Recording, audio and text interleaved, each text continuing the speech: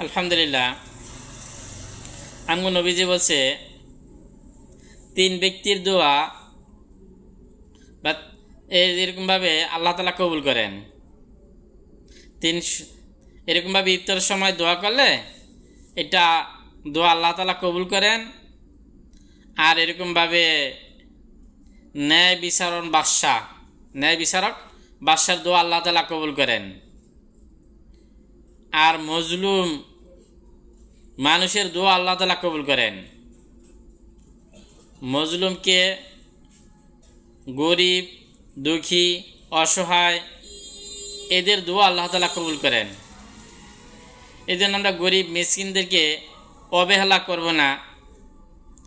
সাহায্যের জন্য আসলে পারলে সাহায্য করব, না পারলে ভালোভাবে তাকে আমরা বিদায় দিব। তার সাথে আমরা খারাপ আচরণ করব না।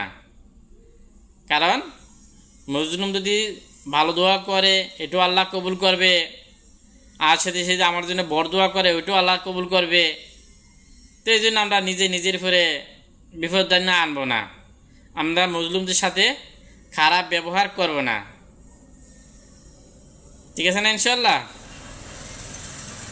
তা আল্লাহ তাআলা মজলুম বলতে আরও মানুষ আছে, হ্যাঁ, এরকমভাবে চাকর বাকর হেরো মজলুম, আরও যারা এরকমভাবে কর্মচারী তাদের সাথেও আমরা এরকমভাবে খারাপ ব্যবহার করব না। সবার সাথে আমরা ভালো ব্যবহার করব। আল্লাহ আমাদেরকে তৌফিক দান করুক। আমিন। ওয়া আখিরু দাওয়ানা আলহামদুলিল্লাহি রাব্বিল আলামিন।